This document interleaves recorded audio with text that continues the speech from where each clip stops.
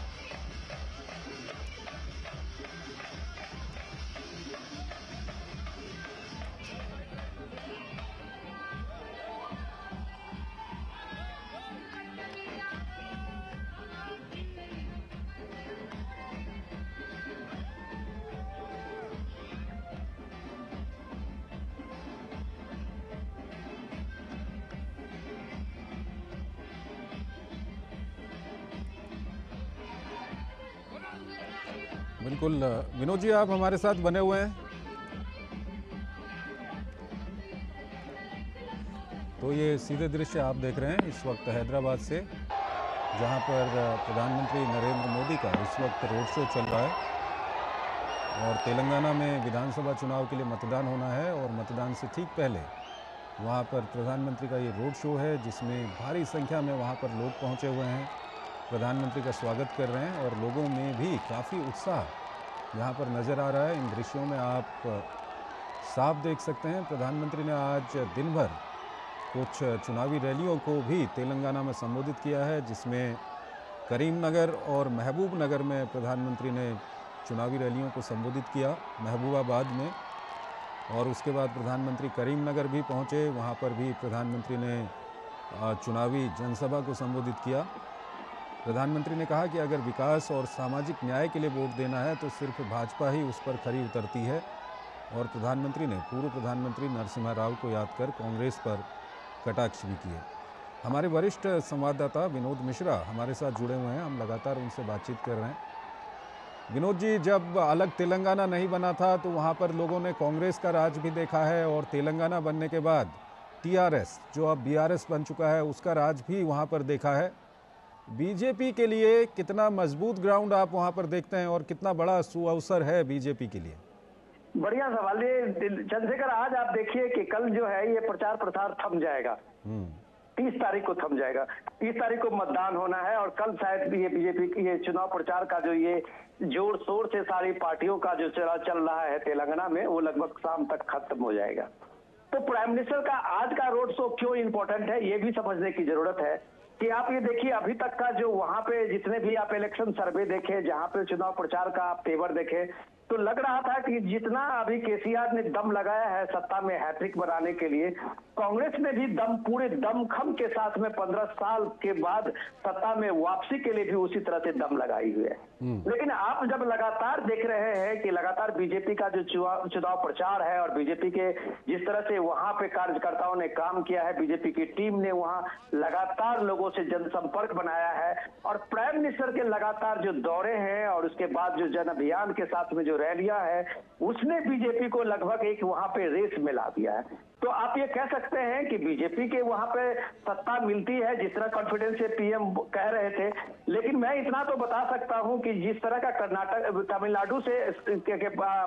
दक्षिण के राज्यों में आप देखें तो तेलंगाना एक ऐसा राज्य जरूर बनने वाला है जहां बीजेपी एक स्थिति में तो जरूर होगी जो कांग्रेस और चाहे बीआरएस दोनों पार्टियों के सामने में बीजेपी एक बड़ी मुकाबले के साथ साथ एक विकल्प के सामने में होगी। तो ये रोड शो में जो भीड़ है, ये जन समर्थन और जन सैलाब जो आप देख रहे हैं लोगों का, ये जरूर बताता है कि कई सीटें ऐसी हैं जहां आप देखें कि लगातार बीजेपी के जितने स्टार प्रचारक हैं, चाहे वो अमित शाह हो, चाहे आप योगी आदित्यनाथ हो, चाहे जेपी नड्डा हो, या जितने और सीनियर लीडर हैं वहां, और उनका जो आप चुनाव की रैलियां देखें, कल आपने योगी जी का जो रोड शो देखा था, इतनी भीड़ और इतना क्राउड, तो आप कह सकते हैं कि बीजेपी ने तेलंगाना में धीरे धीरे अपनी पैठ बनाई है और वो पैठ का सबसे बड़ा मकसद जो उनका है वो सीधे कांग्रेस के परिवारवाद पे हमला करते हैं, तेलंगाना के केसीआर के परिवारवाद पे हमला करते हैं और बीजेपी को एक राष्ट्रवाद के रूप में,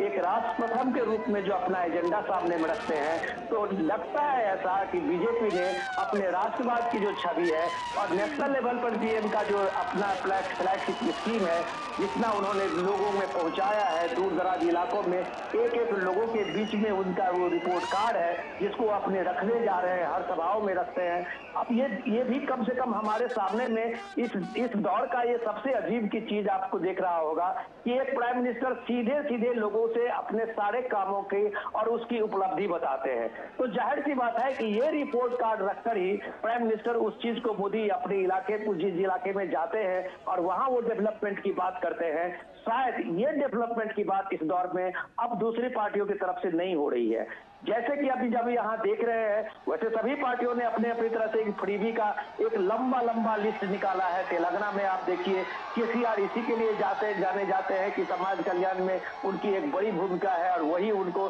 पिछली बार भी सत्ता में वापसी लाया था। तो कांग्रेस ने इस बार उनके तमाम जितने भी फ्लैगशिप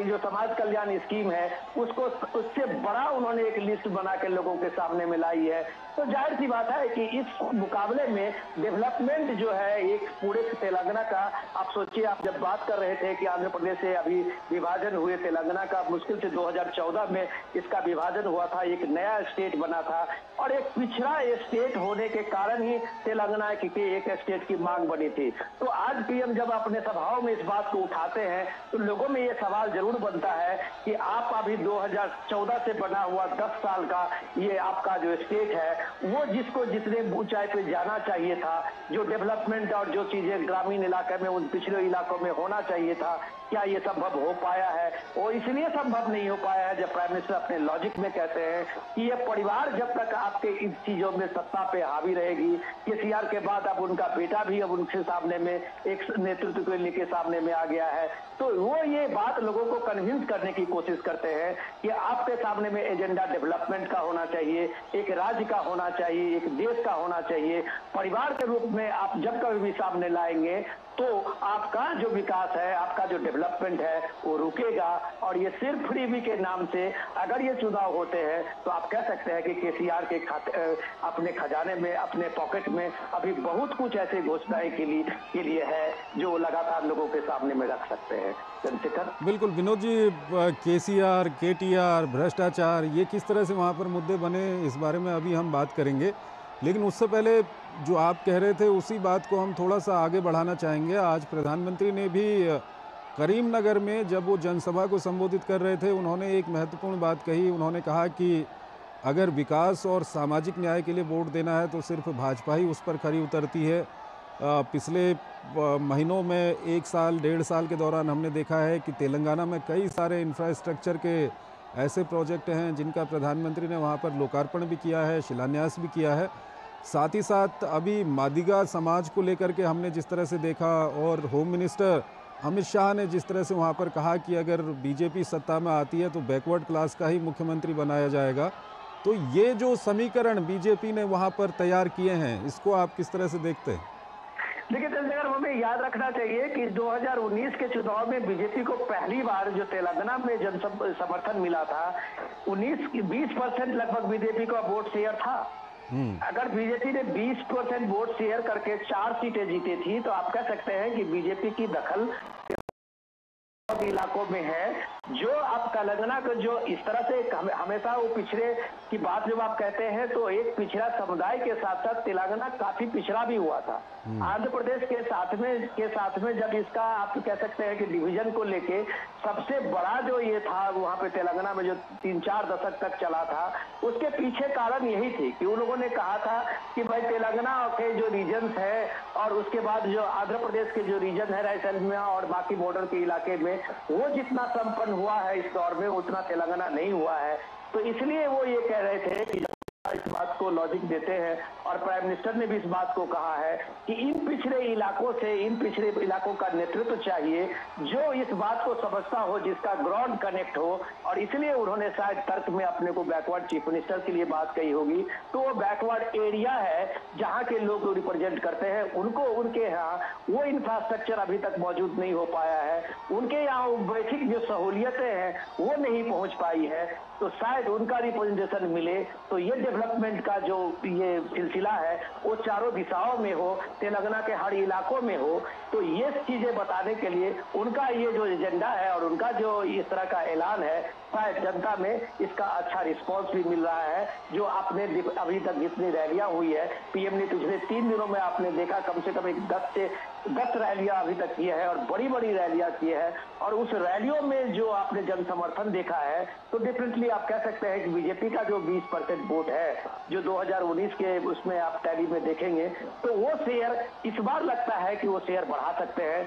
लेकिन असेंबली चुनाव में अगर ये 20% शेयर भी एक कायम रहा 2023 में, तो आप कह सकते हैं कि बीजेपी बहुत अच्छी सीटें और बहुत बड़ी मार्जिन से जीत जाने की स्थिति में होगी। तो इस स्थिति में जो त्रिकोणीय संघर्ष है, यहाँ कुछ भी होने के लिए हो सकता है और यहाँ बहुत कुछ डिपेंड करेगा कि लोगों का जो जनसमूह का जो भी आप देख रहे हैं, उनके मन में एजेंडा क्या चल रहा है। चंद्रशेखर, बिल्कुल विनोद जी, आप हमारे साथ बने रहिए। हम दर्शकों की जानकारी के लिए बता दें कि इस वक्त हम ये सीधे दृश्य हैदराबाद से दिखा रहे हैं, जहां पर प्रधानमंत्री नरेंद्र मोदी इस वक्त एक रोड शो कर रहे हैं और भारी संख्या में लोगों का हुजूम वहां पर उमड़ा हुआ है प्रधानमंत्री के स्वागत के लिए। प्रधानमंत्री भी हाथ हिलाकर लोगों का अभिवादन कर रहे हैं। प्रधानमंत्री के ऊपर लोग वहां पर पुष्प वर्षा भी कर रहे हैं। और इससे पहले प्रधानमंत्री ने आज महबूबाबाद और करीमनगर में जनसभा को भी संबोधित किया। साथ ही साथ आज प्रधानमंत्री तिरुपति जो मंदिर है, तिरुमाला तिरुपति देवस्थानम में, वहाँ पर उन्होंने भगवान वेंकटेश्वर के दर्शन किए।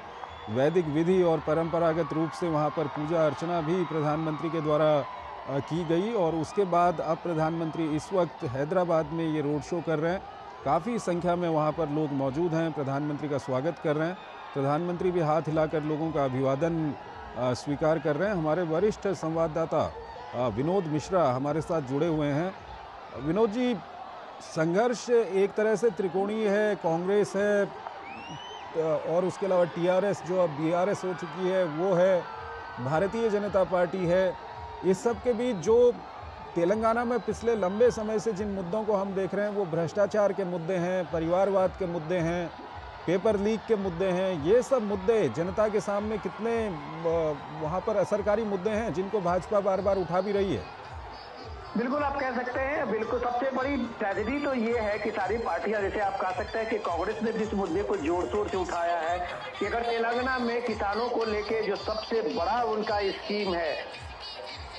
केसीआर का, अगर इसके बावजूद भी तेलंगाना में 8,000 का लगभग वो डाटा देते हैं कि इतने दिनों में इतने किसानों ने आत्महत्याएं की है। तो अगर किसानों की आत्महत्याएं तेलंगाना में हो रही है तो इसका मतलब सीधा सीधी कैसा कहा जा सकता है कि जो पैसा एक लाभार्थी को जाना चाहिए था, हितधारक को जाना चाहिए था एक्चुअल, वो नहीं जा रहा है। तो इसका मतलब है कि किसान को जिस बात को लेके आज भी आपने देखे कि चुनाव आयोग ने आज जो पैसा वो रिलीज करने वाले थे उनको बैन किया था। तो आप जब हर चीज को इलेक्शन से जोड़ेंगे जिसमें समाज कल्याण में आपकी भूमिका जो सही मायने में हितधारक हो सकते हैं, सही मायने में जो लाभार्थी हो सकते हैं वहां अगर पहुंचाने के बजाय आप अगर सिर्फ इसको इलेक्शन एजेंडा बनाएंगे तो डेफिनेटली आप पे इस तरह के चार्ज आएंगे, जो चार्ज तेलंगाना में दलित बंधु योजना के रूप में लगा हो या किसानों के आत्महत्या के रूप में लगा हो, पेपर लीक के मामले में लगा हो। कई बार तो पार्टी महालक्ष्मी योजना उनका बैंक खातों में जो जमा होता था पैसा,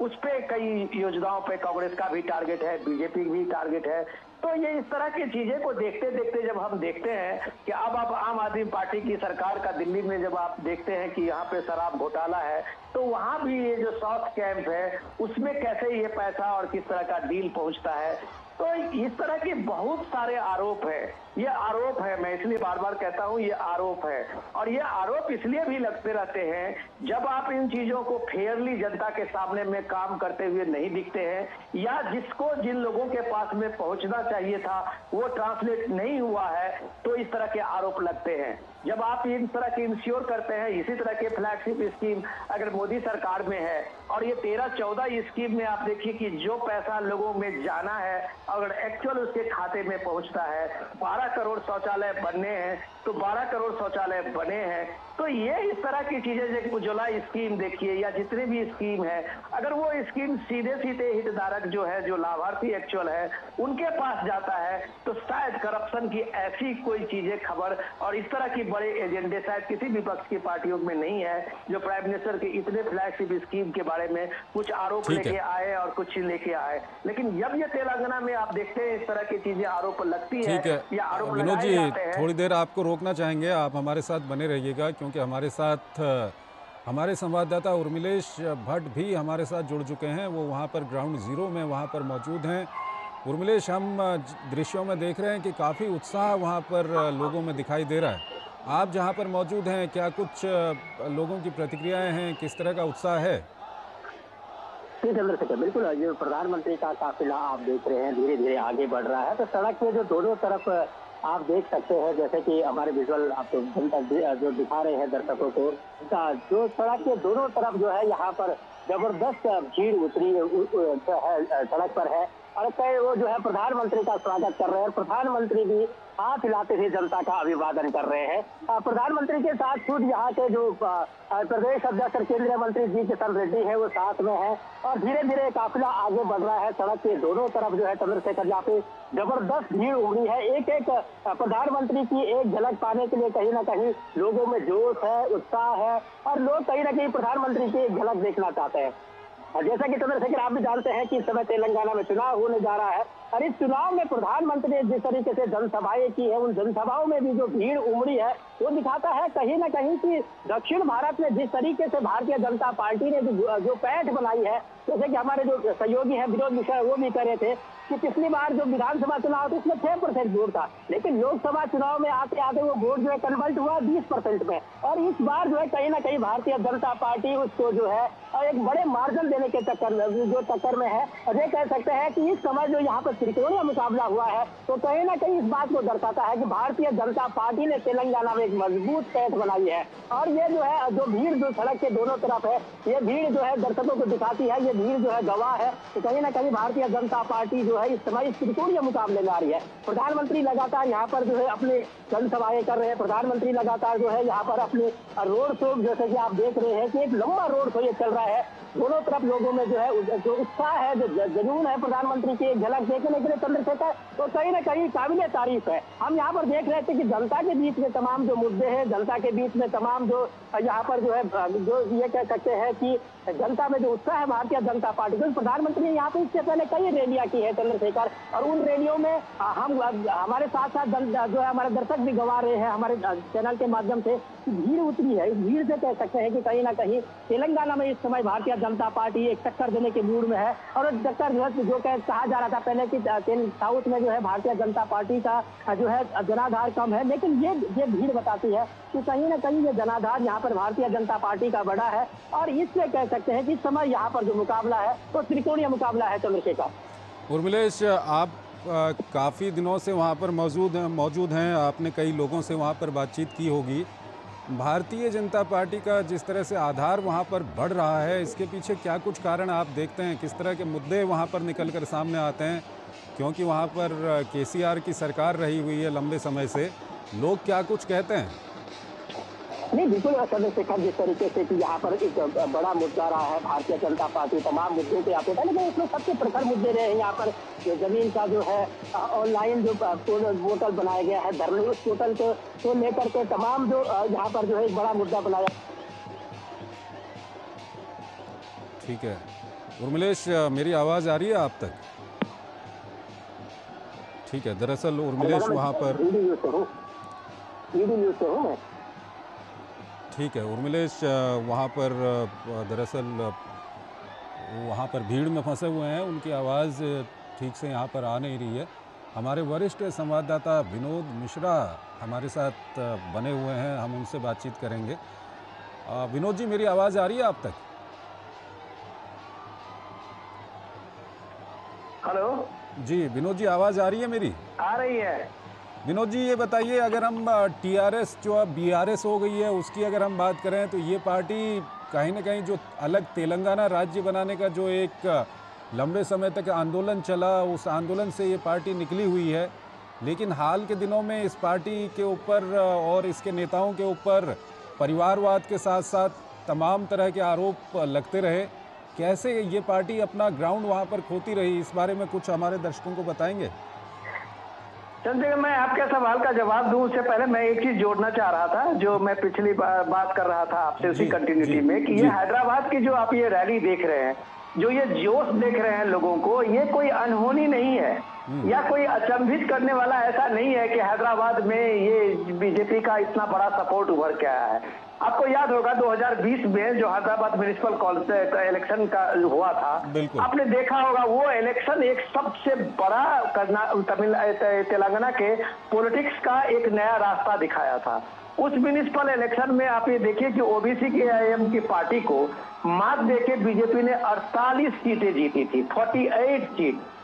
आप कह सकते हैं कि जो उस समय में आईएम का जो ओबीसी की पार्टी है उसको 44 सीटें मिली थी और भाजपा को उस समय में बीजेपी को हैदराबाद में उसी गढ़ में वहां 48 सीटें मिली थी। तो आप कह सकते हैं कि बीजेपी का ये जो आप हैदराबाद की आप रैली देख रहे हैं और ये जो सपोर्ट देख रहे हैं, उसके पीछे में हैदराबाद में कार्यकर्ताओं ने अपना एक बेस बनाया था।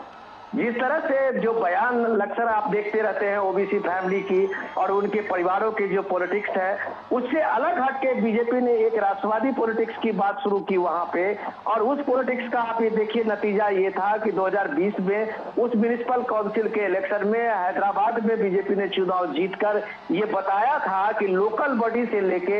एमपी तक के चुनाव में बीजेपी की अच्छी पकड़ तेलंगाना में हो गई है। और ये जब आप इस रोड शो में इस तरह की भीड़ देखते हैं तो आज आप कह सकते हैं कि वहां किसी भी धर्म के और पोलराइजेशन की बात तो अलग, यहाँ सीधे सीधे बात यह है कि बीजेपी खास करके पीएम मोदी लोगों को एक डेवलपमेंट का एक सबसे बड़ा मसीहा के रूप में सामने आते हैं। और कोई भी शहर का जो डेवलपमेंट इस 9 सालों में हुआ है तो जाहिर सी बात है कि लोगों में एक भरोसा जगा है, चाहे वो मेट्रो की बात हो, कनेक्टिविटी की बात हो, एनएच की बात हो, ये सारी चीजें ने जो सहूलियतें बनाई है। तो हैदराबाद में म्युनिसिपल काउंसिल के इलेक्शन में अगर बीजेपी 48 सीट जीतती है तो आप कह सकते हैं कि शहरी इलाकों में बीजेपी की पैठ दक्षिण के राज्यों में भी एक मजबूत स्थिति में बनती जा रही है और इसका जीता जाता उदाहरण आपको पीएम की इस रोड शो में मिल रहा है। चंद्रशेखर, बिल्कुल विनोद जी, उसके अलावा हम बात कर रहे थे कि किस तरह से जो टीआरएस जो अब बीआरएस बन चुकी है, ये अलग तेलंगाना राज्य का जो आंदोलन चला था उससे निकली हुई ये पार्टी है, लेकिन हाल के वर्षों में लगातार अपना जनाधार खोती जा रही है। इसके पीछे क्या कुछ कारण है? इसके लिए आपको मैं थोड़ा सा 1 मिनट और थोड़ा बैकग्राउंड में बताऊंगा कि आपने पिछले साल देखा होगा कि केसीआर ने जो बीआरएस बनाया था तो वो थर्ड फ्रंट बनाने के लिए सबसे पहला जो अगर किसी ने शुरू किया था पहल, तो वो पहल थी, उस पहल में केसीआर सबसे पहले थे। आप देख रहे थे कि सारे चीफ मिनिस्टर से मिल रहे थे और वो बता रहे थे कि प्राइम मिनिस्टर मोदी के मुकाबले में वही सिर्फ एक नेतृत्व है दे सकते हैं, और उसके लिए थर्ड फ्रंट के नाम से सारे जो अपोजिशन के चीफ मिनिस्टर थे उनसे मिलना शुरू हुआ था, किया था। उसके बाद आप देखेंगे कि फिर ममता बनर्जी ने भी एक पहल वहां से पश्चिम बंगाल से शुरू किया और उसके बाद उन्होंने भी चीफ मिनिस्टर का दौरा शुरू किया था। लेकिन दोनों दलों के जो पॉलिटिक्स को आप समझेंगे तो दोनों दल जो है एक तरह से हैंड ओवर दे रहे हैं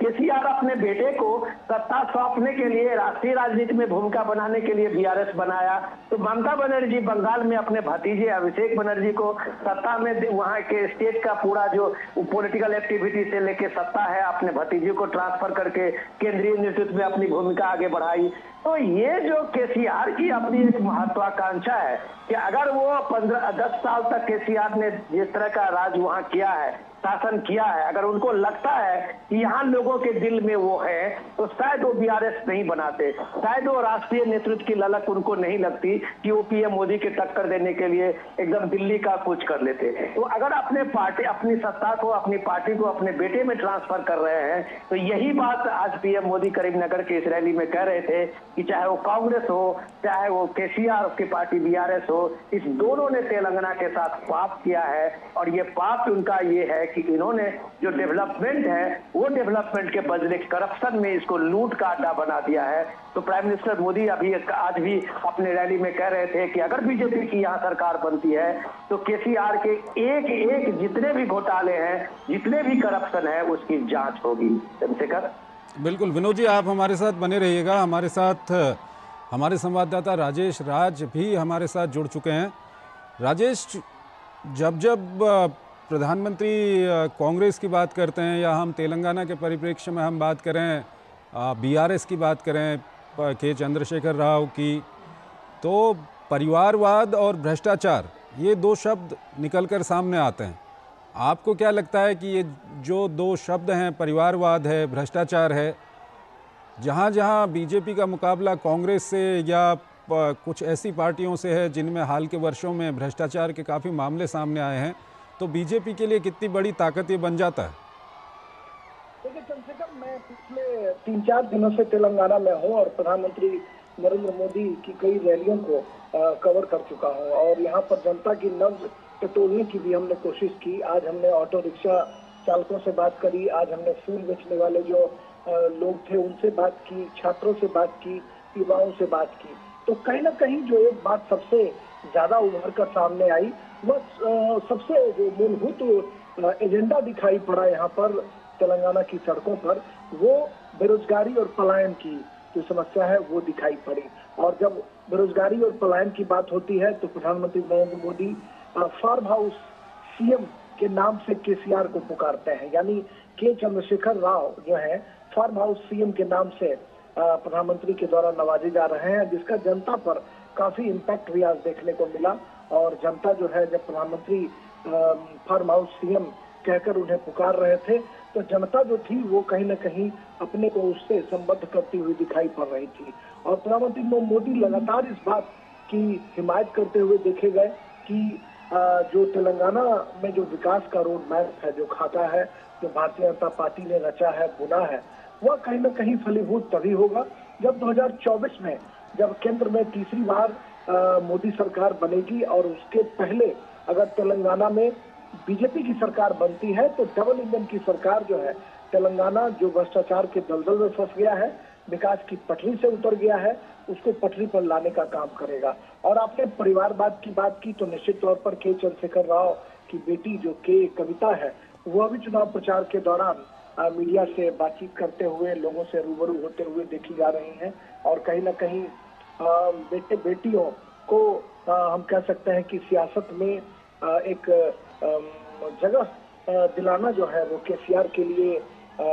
चुनौती हम कह सकते हैं। और कई राज्यों में आपने देखा है कि जो क्षेत्रीय छत्रप है, उनकी नैया जब भी डूबी है तो परिवार और भ्रष्टाचार, इन्हीं दोनों वजहों से आपने देखा। बिहार और उत्तर प्रदेश के परिप्रेक्ष्य में, बंगाल के परिप्रेक्ष्य में विनोद जी जिक्र कर रहे थे अभिषेक बैनर्जी की, और यहाँ पर भी चंद्रशेखर राव जो है वो अपने परिवार के लोगों को कहीं न कहीं तवज्जो देते हुए दिखाई पड़ रहे हैं। और दक्षिण भारत के राज्यों की अगर बात करें तो दक्षिण भारत के राज्यों में जो छोटी छोटी पार्टियां हैं, जो क्षेत्रीय छत्रप हैं, उनके परिवार का इतिहास बहुत पुराना रहा है। आपने आंध्र प्रदेश के पूर्व मुख्यमंत्री एनटी रामाराव का असर देखा कि एनटीआर के जो दामाद थे चंद्रबाबू नायडू, उन्होंने कैसे सत्ता उनसे छीन ली। आपने जगन मोहन रेड्डी को देखा जो राजशेखर रेड्डी के बेटे थे। इसके पहले अगर तमिलनाडु की बात करें तो करुणानिधि के पूरे परिवार का इतिहास आपने देखा है। स्टालिन जो है वो तमिलनाडु की कुर्सी पर आसीन है। तो कुल मिलाकर हम कह सकते हैं चंद्रशेखर की दक्षिण भारत के राज्यों में जो बीमारी उत्तर भारत में दिखाई पड़ती थी वो दक्षिण भारत के राज्यों में पहले से व्याप्त है। और दक्षिण भारत के राज्यों में भ्रष्टाचार और परिवारवाद की बात उठाकर प्रधानमंत्री नरेंद्र मोदी लगातार क्षेत्रीय पार्टियों को कटघरे में खड़ा कर रहे हैं। और इस चुनाव में यह देखा भी जा रहा है। आज ही उन्होंने जब करीम नगर में जब सभा को संबोधित किया तो उन्होंने स्पष्ट तौर पर इस बात का उल्लेख किया कि अगर केसीआर को हराना है तो कांग्रेस को वोट मत कर देना, क्योंकि केसीआर अगर परिवारवाद और भ्रष्टाचार के दलदल में फंसे हैं तो कांग्रेस जो है वो पहले से परिवारवाद के दलदल में फंसी हुई है। तो कांग्रेस को वोट देना, केसीआर को मजबूत करना होगा, क्योंकि कांग्रेस जो है वो पिछले दरवाजे से बैकडोर से सत्ता में आ जाएगी। यानी अगर कुछ सीटें घटती हैं तो वो केसीआर को समर्थन करके सरकार में आ सकती है। इसलिए प्रधानमंत्री नरेंद्र मोदी ने साफ तौर पर कहा कि तेलंगाना में पहली बार बीजेपी की सरकार बनानी है और इसके लिए जरूरी है कि आपका समर्थन और सहयोग हमें मिलना चाहिए। उन्होंने इस बात का जिक्र किया कि भारत जो है लोकतंत्र की जननी है, पूरे दुनिया भर के मुल्क में हम इसे स्थापित करते हैं और इसमें कहीं न कहीं करीम नगर की भी बड़ी भूमिका है, क्योंकि जो जनपद की हम सूचना करते थे उसमें करीम नगर भी एक जनपद हुआ करता था। तो हम देख पा रहे हैं चंद्रशेखर की तेलंगाना में मैं कई दिनों से घूम रहा हूँ तो भारतीय जनता पार्टी से कहीं न कहीं यहाँ पर बीजेपी के पास पाने के लिए सब कुछ है, खोने के लिए यहाँ कुछ भी नहीं है। बीजेपी पाने के लिए लगातार मशक्कत कर रही है, मेहनत कर रही है। पिछले 2018 चुनाव की बात करें तो मात्र एक सीट भारतीय जनता पार्टी के पास थी, लेकिन बाद के इस चुनाव में हमने देखा कि बीजेपी ने 2 सीटें जीती और उसके बाद उनके विधायकों की संख्या 3 हो गई और लोकसभा चुनाव में 4 संसदीय क्षेत्रों पर भारतीय जनता पार्टी ने अपना परचम लहराया। आदिलाबाद लोकसभा क्षेत्र और करीमनगर, जहां से कि बंडी संजय कुमार, जिनके लिए आज चुनाव प्रचार के लिए प्रधानमंत्री आए थे, बंडी संजय कुमार राष्ट्रीय महासचिव भी हैं बीजेपी के और वो करीमनगर से लोकसभा के सांसद भी हैं और 3-4 सांसद जो है लोकसभा के हैं और एक राज्यसभा के सांसद हैं डॉक्टर के लक्ष्मण, जो अभी प्रधानमंत्री का रोड शो चल रहा है उसमें वो दाहिनी तरफ दिखाई पड़ रहा है और बाईं तरफ जो है जी किशन रेड्डी है। बीच में प्रधानमंत्री नरेंद्र मोदी स्वयं मौजूद है और लंबा काफिला सड़कों पर देख सकते हैं। दोनों तरफ फूलों की बौछार जो है की जा रही है, फूल बरसाए जा रहे हैं और प्रधानमंत्री नरेंद्र मोदी का जोरदार अभिनंदन और स्वागत किया जा रहा है। डॉक्टर के लक्ष्मण ओबीसी समाज से आते हैं, भारतीय जनता पार्टी ओबीसी मोर्चा के वो राष्ट्रीय अध्यक्ष हैं और बीजेपी पार्लियामेंट्री बोर्ड, जो बीजेपी की सबसे बड़ी मीटिंग बॉडी हम कह सकते हैं, जो नीति नियामक बॉडी है, उसके वो मेंबर भी हैं और राज्यसभा के सदस्य हैं, ओबीसी समाज से आते हैं और कहीं न कहीं के लक्ष्मण को राज्यसभा में भारतीय जनता पार्टी में भेजा और कुल मिलाकर हम देखें तो 4 लोकसभा और 1 राज्यसभा के जो सांसद हैं बीजेपी के, वो उत्साह से भरे हुए हैं। बीजेपी हर हाल में चाहती है कि लोकसभा में जो उसने अच्छा परफॉर्म किया है उस परफॉर्मेंस को वो विधानसभा में कंटिन्यू रखे और इसीलिए शायद यही वजह है कि अपने बंडी संजय कुमार जैसे कद्दावर जो उसके नेता है उनको उन्होंने विधानसभा चुनाव के मैदान में भी उतारा है ताकि उनकी सीटों की संख्या भी बढ़े और पार्टी जो है वो ग्रास रूट पर और भी मजबूत हो सके। तो इस तरह से भारतीय जनता पार्टी का जो विद्यार्थी पार जो उनका कमल कर्नाटका में खिला था, बेंगलौर में खिला था, उसके बाद पार्टी के पास सबसे बड़ी चुनौती थी कि दक्षिण के अन्य राज्यों में कैसे पैर पसारा जाए। उस कड़ी में कहीं न कहीं तेलंगाना में बड़ी कामयाबी भारतीय जनता पार्टी को लोकसभा चुनाव में मिली थी, जब 4 लोकसभा क्षेत्रों में वो कामयाब हो पाई थी। तो ऐसे में बीजेपी अपने प्रदर्शन को हर हाल में दोहराना चाहती है। बीजेपी सत्ता में आना चाहती है ताकि संपूर्ण जो दक्षिण भारत की सियासत जो क्षेत्रीय क्षेत्रकों के हाथों में घूम फिर कर आ रही है उसको रोकने में कामयाबी मिले और राष्ट्रीय राजनीति से दक्षिण भारत को एक अरसे बाद जोड़ा जा सके, क्योंकि कांग्रेस जो है वो लगभग हम कह सकते हैं कि कर्नाटका में कांग्रेस की भले ही सरकार बन गई हो, लेकिन आपने आंध्र प्रदेश में देखा, तमिलनाडु में देखा या फिर तेलंगाना में आप देख पा रहे हैं कि कांग्रेस जो है वो दिनों दिन कमजोर होती चली गई। कर्नाटका में भी कांग्रेस का हाथ आपने पहले भी देखा कि कई टुकड़ों में, कई गुटों में कांग्रेस जो है वो बटी हुई थी। तो कांग्रेस के पास कहीं न कहीं बड़ी चुनौती है अपनी खोई हुई जमीन को वापस लाना, लेकिन भारतीय जनता पार्टी जो लोकसभा चुनाव में जो उनको सफलता मिली है, उसको कहीं न कहीं वो मेंटेन करने के लिए लगातार प्रयास कर रहे हैं। और प्रधानमंत्री नरेंद्र मोदी की रैलियों का आलम हम कह सकते हैं कि कई मर्तबा ऐसा देखा जाता है कि जहां बीजेपी थोड़ी घटती बढ़ती दिखाई पड़ती है, पीएम मोदी के रोड शो और पीएम मोदी की जो रैलियां हैं वो कहीं न कहीं भारतीय जनता पार्टी को एक मुकाम तक पहुंचाते हैं। जनता में उसका इम्पैक्ट भी होता है। और आज भी हमने देखा कि पीएम मोदी ने किस तरीके से जनता के साथ अपने को एसोसिएट किया, छोटी छोटी चीजों का जिक्र कर वो जनता से अपने को जोड़ते हैं। कल हमने देखा निर्मल की एक सभा में भारत माता का एक जो है भारत माता के निवास में एक बच्ची पहुंची थी, झंडे हिलाकर पीएम मोदी का अभिवादन कर रही थी। पीएम मोदी ने जमकर उसकी सराहना की। मंच से वो नीचे जहां पर डीडी न्यूज का कैमरा लगा हुआ था वहीं पर वो बच्ची खड़ी थी और पीएम मोदी की नजर दूर उस बच्ची पर पड़ती है। बच्ची का हौसला बढ़ाते हैं और युवाओं से प्रेरणा लेने के लिए कहते हैं। आज भी उन्होंने कहा कि हमारा एक काम करोगे, जो लोगों ने कहा कि बिल्कुल करेंगे। कहा कि आप घर घर जाओगे और लोगों से कहोगे कि मोदी जी ने आपको नमस्कार कहा है, हमारे परिवारजनों से मिलोगे। और क्राउड का रिस्पॉन्स जो था चंद्रशेखर, वो क्राउड का रिस्पॉन्स अच्छा खासा देखने को मिल रहा था जब पीएम मोदी अपने लय में होते हैं और वो जब बात करते हैं लोगों के साथ, जनता के साथ सीधा संवाद करते हैं, तो उसकी कहीं न कहीं एक वानगी स्पष्ट तौर पर देखने को मिलती है। आप विजुअल्स में देख पा रहे होंगे कि प्रधानमंत्री नरेंद्र मोदी किस तरीके से चारों दिशाओं में जो लोग खड़े हैं उन लोगों को हाथ जोड़कर उनका अभिनंदन कर रहे हैं, उनका अभिवादन स्वीकार कर रहे हैं। और ये देखा जा रहा है कि पीएम मोदी ठीक है। राजेश आप जगह जगह घूम रहे हैं तेलंगाना में, और जिस तरह से आपने कहा कि जो बड़ा मुद्दा लोगों से बातचीत कर निकल के आ रहा है वो बेरोजगारी का मुद्दा निकल के आ रहा है, साथ ही साथ पलायन का मुद्दा वहाँ पर निकल के आ रहा है। तो इस सब के बीच पिछले कुछ सालों में जो वहाँ पर जितने भी रिक्रूटमेंट के लिए जो प्रोसेस चली थी उन प्रोसेसेस में कई तरह के भ्रष्टाचार वहाँ पर सामने आए हैं। ये सब जो भ्रष्टाचार का मामला है वो क्या कहते हैं लोग उस बारे में?